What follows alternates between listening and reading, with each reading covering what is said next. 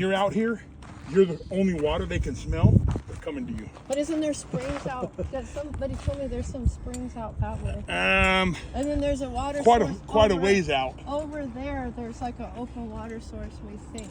So a lot of that area, you're not going to find as many because this is where they hold a lot of the off-road races. Oh yeah. They don't want all that noise. They will stay away from that as much as possible. Oh yeah. That's why they're not really. That's why we had turtles visit us. Yeah. One When over we were out there. there's like a big clearing where they don't really do all that, and we had some turtles Let me visit set us. this in the shade here. Yeah. So So the thing is too is that we don't want to mess with any of the animals here because this is a natural environment. Yes. So you don't want there's certain rules and things you're supposed to do and not do. Yeah, that's Yeah. why We I didn't want do to kill it or anything. anything. And We don't want to disrupt his pattern. the rattlesnake, see, and I'm not going to take, I'm going to take him out a little bit further away from where people camp and turn him back loose. They say, rule of thumb, they want you to release them about a mile, no more than a mile. Oh no. Unfortunately, that means they're coming right back. A mile is not very far for them. They Yeah. travel a lot. So. But you don't want to release him like too far because then he won't survive because he won't know the area. Not necessarily that. You're putting him into somebody else's area. It's like gang wars. So you're putting him out somewhere that maybe is another snake's territory. Yeah. They're going to fight and, not necessarily kill each other, but they'll chase each other off. Yeah, that's why it's very important. They say don't mess with the wildlife, don't feed the wildlife, Yep. don't get because once you leave, then they're not wild anymore. Correct. So that's why Yeah, I'm being because they careful, too. become dependent on you, Yeah.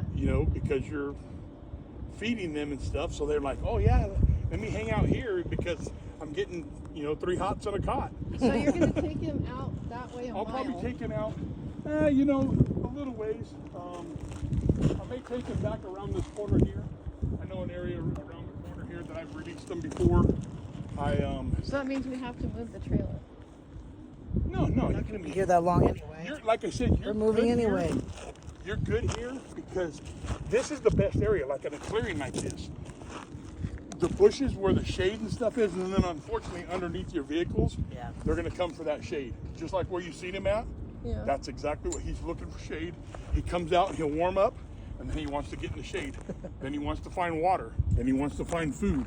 Obviously, you don't have food for him because unless you have mice or lizards, But doesn't he smell the cat and the dog? he will. They have really good sense, but I don't know if he's gonna recognize that as a fear if he's never come across one before. He may not. It may be one of those things that, like right now, he wasn't really that concerned with me grabbing him. Well, what and was stuff. he doing out at this time in the morning? Oh, this is when. This He is the took a day. chance, It's their didn't he? No, time. this is This is They operations. come out in the morning, usually in the middle of the day when it's the hottest, which is getting there. That's when they're going to go and find the shade. Early in the morning, late in the evening, that's when. So, like if you're running that trail in the evening, you better Careful. watch out. Yeah, be Just keep careful. alert. Yeah, well, I tried to stay on the ground, but the thing What I is, tell her that is they like, can can you be, go over there? they can be, Yeah. they can blend in really easy. Yeah, and the sidewinders. No, he stands out a little bit. I don't know if you've ever seen him. Well, it was crawling because it was just like extended, and it was like nah, I'm not hiding. It was just all cruising.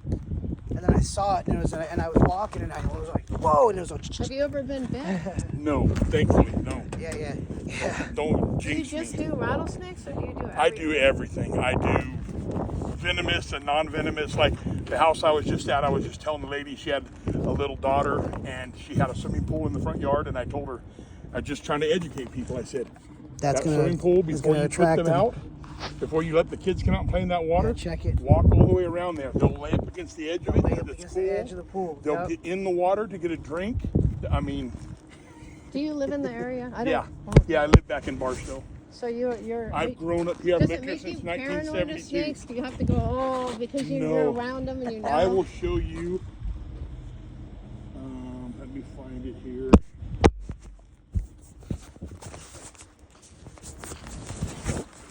Yeah, I've done reptiles my entire life. I call myself a reptile nerd, I guess, because. So that's a sidewinder. You're not supposed to grab them like that, so don't do as I do. But That's a sidewinder, and they blend in with the ground really good. Wow, yeah, because they're really like brown and, Yes. and orange. Have you and ever stuff. accidentally almost stepped on one? No. I did in Idlewild. Okay, there was one in Idlewild at 7,000 feet, and they said they're rare at 7,000 feet. Is that true? Mountain snake? No. Almost stepped on it. If you're gonna have an Idlewild, that's probably more of the, was it red? It's black. It was black, so that's probably Well, it more of was a like Southern typical- Pacific. He was thicker. He was thick. That's my son. Oh. That's a gopher snake.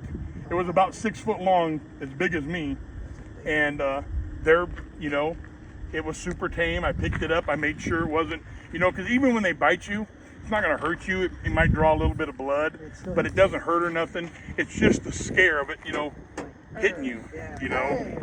But So you yeah, study these, huh? I take not really study, but I, like I said, I've lived out here since I was a little kid. I did that. I ran all over the desert before we had all these electronics and everything.